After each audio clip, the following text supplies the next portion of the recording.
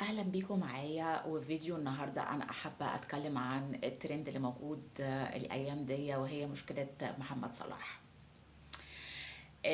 انا لما بيحصل ترندات كده دايما ببص، اول حاجه الترند ده لمس ايه جوايا.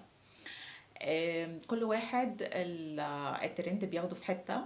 يعني مثلا هنلاقي ان الاخوان المسلمين شمتانين فيه عشان هو ما وقفش يعني في قصة غزة او كده هو بالطريقة اللي هم متخيلينها.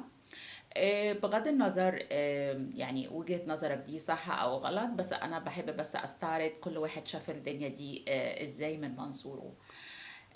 الناس اللي بتحبه زعلانة جدا عليه، لأن هو يعتبر نموذج، خاصة الشباب الصغير، النموذج اللي هم عايزين يحققوا ويبقوا زيه. فشايفين ان في ظلم عليه، فكأن الظلم ده حصل عليهم هم. الناس بقى اللي مش محققة نفسها خالص، فبالنسبة لهم زعلانين جدا برضو عليه، لأن هو النموذج اللي كان نفسهم قوي يحققوه. فليه الظلم ده حصل؟ آه، انا بقى شفت ازاي. انا شفت يا جماعه ان هو في حاجه اسمها تبادل الاقطاب. يعني ايه؟ يعني انا لما اكون نجم بيعلى قوي قوي قوي قوي، في وقت تاني هينزل تاني. زي مثلا الشباب، القوة والحركة والنشاط، لما الإنسان بيكبر في السن بيبقى الشيخوخة، العجز، أحيانا المرض، الطاقة قليلة. فدي حاجة طبيعية جدا بتحصل. محمد صلاح كان نموذج مبهر جدا، مش بس لانه هو ماهر جدا في يعني لعب الكورة، لكن هو كمان كان نموذج في الاخلاق الجميلة، في التقبل الاخر. كان نموذج مصري مشرف جدا. فلينا حق ان احنا نزعل صراحة عليه. لكن انا شايفة ان ده شيء طبيعي جدا ان هو يحصل له، لان زي ما قلت لكم لازم بعد الصعود الكبير بيحصل برضو هبوط. اي مكان بقى بسرعة او ببطء، يعني بس لازم هيحصل هبوط. آم، اللي عجبني في محمد صلاح هو إدارته للموقف. هو طبعا لسه القصة والأزمة ما اتحلتش، لكن يعني أنا أحيانا كده بقعد كده يعني أفر أشوف هو عمل إيه. مش لأن أنا الصراحة متبنياه كحد أساسا ناجح، بس عايزة أعرف واحد زي دوا بالنجاح دوا هيتصرف إزاي في الموقف اللي زي دوا. اول حاجه انا شايفه ان هو ما تمسكش بالكيوتنس بتاعته او باللطف بتاعه، لا هو غضب. يعني احنا دايما بنشوف انسان وعايزين ايه نحطه مثلا في قالب واحد. مثلا نشوف الراجل ده يقول لك ده راجل طيب جدا جدا جدا، لا الراجل الطيب يا جماعه على فكره ممكن يغضب. مثلا الست دي جميله قوي، لا الست الجميله دي برضه يا جماعه في يوم من الايام هتشيخ. ف... فأنا شفت إن هو عنده إدارة ناجحة للموقف. هو طبعا عنده مدير أعمال ناجح جدا وذكي. حتى الأزمة بيبقى فيها إدارة. فهم قال لك لا احنا مش هنطلع بلطف، احنا هنصعد درجة الغضب. ودرجة الغضب تطلع قد ايه، امتى، فين. يعني ما شاء الله، يعني انا عاجبني جدا الشغل اللي هم عاملينه. انا عايزه اقول ان هو لسه قدامه فرص ان هو يتنقل بمزاجه هو، او زي ما انا سمعت، لان العقد بتاعه فيه يعني ثغرات كده هو ممكن هو تخدمه.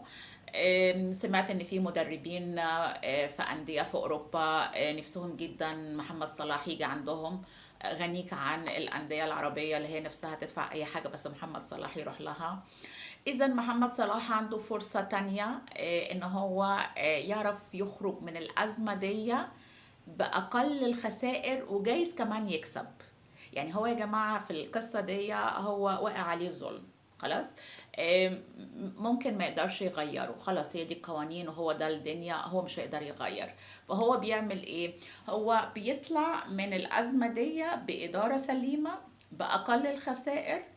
تاني حاجة ما عندوش مقاومة ايه اللي هو ان انا بقى قاعد في المظلومية الشديدة وانا مش عارفة ايه وبتاع، لا.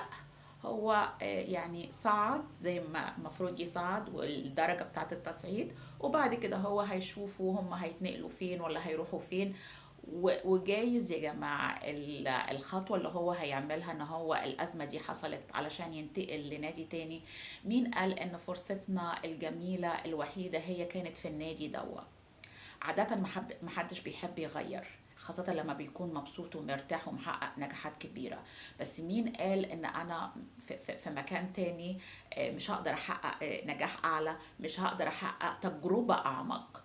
يعني القصص كلها مش بتتقاس بس بالنجاح، لا هي القصص كمان بتتقاس بالتجارب. يعني انا جربت المجد الشديد وان الناس كلها تشيد بيا، روحي بتجرب كمان ان ازاي يحصل ظلم ونقد، ازاي تبدل الاحوال. انا عاجبني جدا الموقف بتاعه. الترند لما بيحصل يا جماعة احنا لازم نشوف على طول الترند ده لمس ايه في قلبي، يعني انا حسيت بايه. في ناس هتحس بالقهر، يعني ان هو مقهور لان هي حاسه بقهر. في ناس هتحس بان هو خيبة امل. في ناس هتحس بالشماتة زي مثلا الاخوان. في ناس هتحس ان هي فرصة ان انا اخطف واحد زي دوا. في ناس زيي بيحبوا يشوفوا الناس اللي هي الناجحة بتدير امورهم ازاي. بحب اشوف تقلبات الزمن على الناس ازاي بيستغلوها. هي مش ضدنا، هي بالعكس هي عايزة تنقلنا تجارب اعمق وتجارب مختلفة. وادينا شايفين يعني الموقف بتاعه، واحنا هنشوف معاه وهنتعلم معاه. وانا فعلا زي ما قلت لكم عايزه كل واحد يشوف هو اول ما سمع الخبر ده حس بايه، علشان يقدر ان هو يعرف نفسه ويعرف هو واقف فين في كل الهيصه دي. هو كده كده هو راجل متحقق، راجل غني. فيعني حتى لو انهى مسيرته دلوقتي هو خلاص متحقق. احنا بقى يعني تحققنا فين؟ احنا بقى استفدنا ايه من الترند ده؟ ده كان الكلمتين مش وبس بتوع النهارده، واشوفكم ان شاء الله في فيديو جديد. باي باي.